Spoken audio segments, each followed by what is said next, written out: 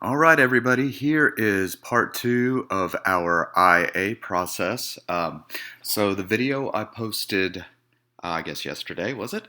Um, I introduced you to the basics of the process, the fact that we are going to be looking at a basically a historical investigation, but you have to create your own question for the historical investigation, and then you do research, good academic secondaries and primaries, to answer that question. And then you take the evidence you found, you analyze it, and answer the question, just like you would in a normal summative type of an assignment that I would give you, a written summative, where I give you the question and say, explain how this works, and then you go about proving it with documentation. You're doing the same thing here.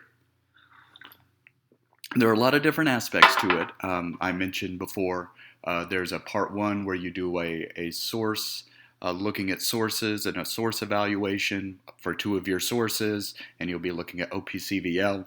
And then you've got the investigation itself, which is the bulk of the investigation, the IA.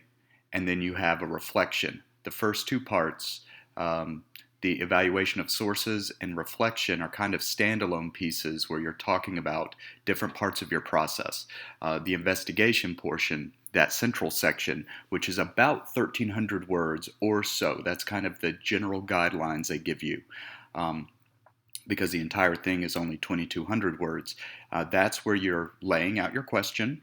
That's where you are, discussing your evidence that you found, your sources, your evidence, and analyzing it and answering the question in 1,300 words. So, like I said in the last video, your question needs to be narrow enough to be able to adequately answer in that amount of words, word count. You're also going to want, 8 to 10 overall sources with at least around half being primary. So those are some things to keep in mind. But right now, of course, since we are in the kind of condensed time period, the best thing we can do with our remaining time this coming week is try to narrow down a decent question. All right? A good question will really help you when we come back next year and jump right back into this process to say, okay, well, here's my question, so that's gonna refine what I look for and what I talk about. So a good question really helps make all the difference. And I gave you some suggestions in the last video. If you look at some of those questions in the chapters in the books that we've been using, at the beginning of the chapters and things like that, those are great examples of the types of questions you're going to want to look at. To what extent did this cause that? What was the greatest cause of this? What was the greatest impact of this event or this legislation? It's got to be arguable, something that actually needs to be investigated and proved. That's really what you're doing here. Now, some of you have already kind of talked to me a little bit, even emailed me saying, hey, I've got a couple ideas for some questions and where does it go? And that's great. So if you've already done that, you've probably already mentally walked through what I'm going to have you do this week, okay? So this is basically all I want you to focus on this week. The last thing I'm going to have you do for the year, so on and so forth. Okay, this document that I'm showing you on my screen here is what you would be doing if we were in normal school, right? I would be printing this stuff out and giving this to you, and you would actually be creating a physical binder filled with these activities. Of course, we can't do that, but I'm going to show you and give you access to this document, and you can look at it so you can say, well, okay, when we come back, this is kind of the process we're going to walk through to get this IA knocked out. Of course, the only thing that we can do this time around, because of our calendar, is we're only going to be looking at phase one. Now, there were dates on this originally where we begin this phase on this date and it's due on this date. I took those out clearly because it's irrelevant right now. Beginning phase one is basically today, or technically maybe yesterday if you've already started thinking about it. The ending of phase one, as it would be this coming Friday. which is, of course, May 8th, which is the last day that I can require you to turn anything in because of those calendar restrictions. And so that's the idea. I just want you to walk through phase 1 of this document. So you have the whole document, you see how the process will work, how I'm going to walk you through it, or next year, depending on how they split up classes, it could be me, it could be Miss Fellini. We'll see how, we don't know yet either. So we'll see next year how that'll work. But you kind of get the idea of how to walk through this process and make it make sense with the whole document, okay? Anyway, so don't worry about this cover portion. All you're worrying about this week is phase 1, selection of topic, okay? Like I said, this normally would be done actually literally hard copy, but duh, can't do that. So you will just be filling this out and submitting it in Canvas. If I haven't given you enough space here, you can just, you can copy and paste the questions in a different document. That's not a problem. So here's what you're going to do for your selection of topic and question process. This is designed to help you think through how to come up with a good question, okay? First up, you'll see here, what general topic did you choose? So when I say general topic, I mean like, I'm interested in the Holocaust. I'm interested in World War II. I'm interested in the Protestant Reformation. I'm interested in the bubonic plague. Maybe so, right? Thinking about plagues. That's a big picture topic. All right, so just which general topic are you interested in? Boom, put it right there. 2, give a brief explanation of why you chose this general topic. Like what interests you? Do you have previous knowledge? Is it just fascinating for some reason? Put it there. Question 3, what do you already know about this topic prior to doing any preliminary research? What's your existing knowledge on the topic? You don't have to have any existing knowledge on the topic. You might say, it just sounds fascinating, but I know nothing about it. Okay, that's fine. It's okay. Or you may have a lot of previous knowledge, and that's okay too. Just outline what you already know here in question 3. Question 4, what do you hope to gain from this project? Knowledge, insights, skills. And so like specific things, so if you're interested in that big topic and you don't know a whole lot, just say, I'm really interested in how this started. I'm really interested in the impact this had. Something. Just think about it. This is just making you think through. All right, so now once you've got your big topic in mind, select one source to begin your groundwork on your topic and complete the attached sheet for preliminary investigation. Don't worry about marks here or anything like that. That's for my purposes, and it doesn't matter for you guys right now anyway. So here's what you do. I want you to say, well, okay, I'm interested in this big topic. So I'm just going to want to start with one source. One source. You're going to begin using 2 sources. You can use any of the textbooks we've had and one other source on the topic approved by the teacher.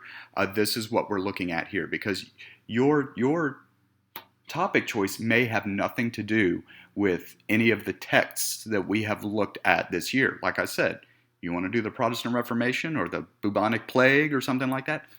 That's perfectly fine with me, and that has nothing to do with any of the texts that we have used this year, and that's all right. So you are focusing on the one other source on the topic. Approved by the teacher, obviously, we're going to have some leeway here because this idea is just getting you started and helping you narrow down a good question. So here's what you do. First, what's your big topic for your IA? Black Plague, Protestant Reformation, Industrial Revolution. I don't know whatever it is. Big topic. Boom. There. Put the title of the source that you have looked through to kind of give you some more background information and help narrow the question down. What's the title? What are its authors? Where was it published?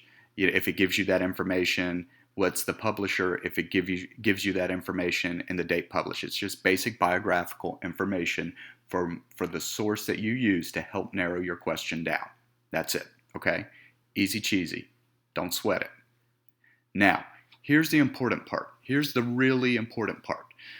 This is general information. Make point form notes as you read your source.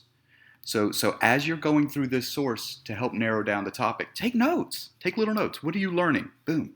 That's all. That's what point form notes are. You just say, oh, on this page of the document, oh, boom, interesting, boom, boom. Take little notes.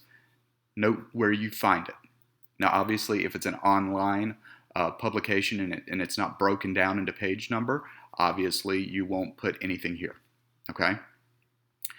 And once you've walked through the notes of this source, it says here, okay, now that you have completed some preliminary research, which is what this is, write your specific question for investigation here. And then, based on this preliminary research, why do you think this is a viable question for investigation? Okay, that's it. That's all you're doing. So the idea is, oh, okay, I'm really interested in, okay, well, let's do the Black Death, bubonic plague, right? So you're looking here and you're like, man, I'm really interested in how the bubonic plague impacted some aspect, the people once they lived through it. So that's kind of a big picture, like a big topic, right? So that would be your IA topic. Bubonic plague, impact, big picture. That's big. And then you find some stuff on it, you take notes. And as you're taking notes, you're going, it's looking like just from this basic research here, wow, I'm really interested because I'm reading about all these impacts that the bubonic plague had. I'm really interested in how it impacted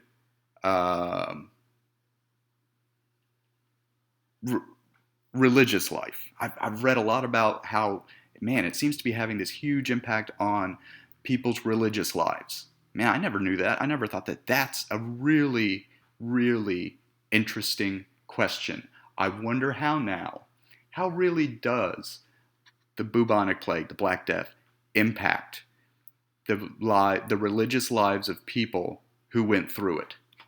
Boom. Oh my gosh, that's your investigation question.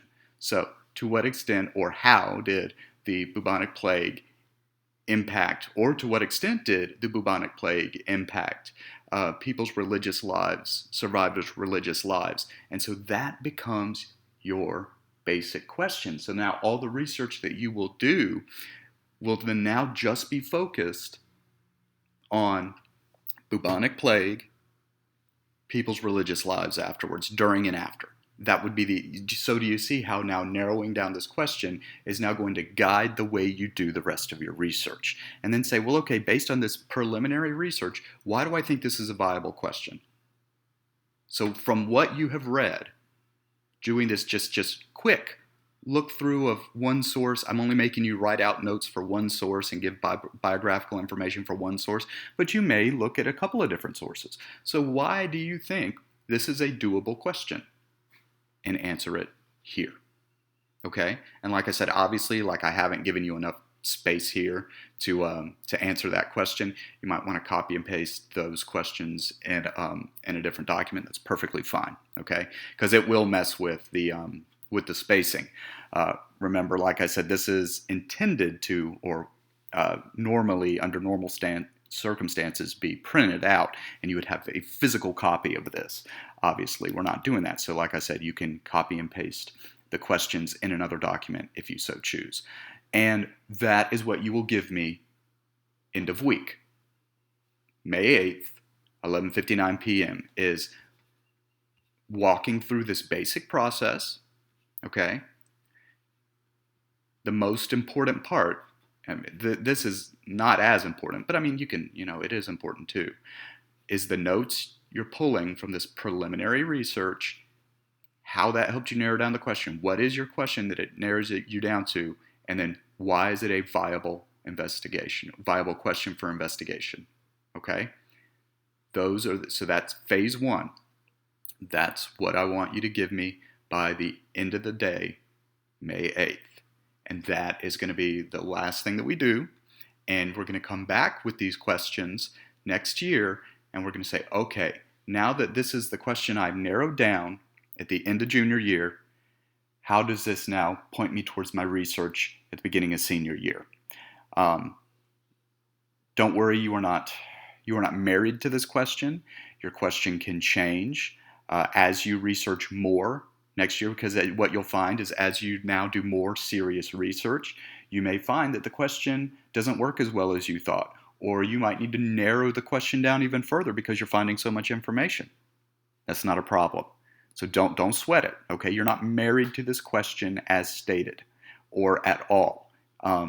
It's making you begin the process mentally and do a little bit of groundwork to see the feasibility of these ideas. So even if you've already contacted me and we've talked a little bit, and I'm saying, oh, that sounds like a pretty solid question, I still want you to walk through this process. Okay, now, like I said, you've probably already gone through it mentally.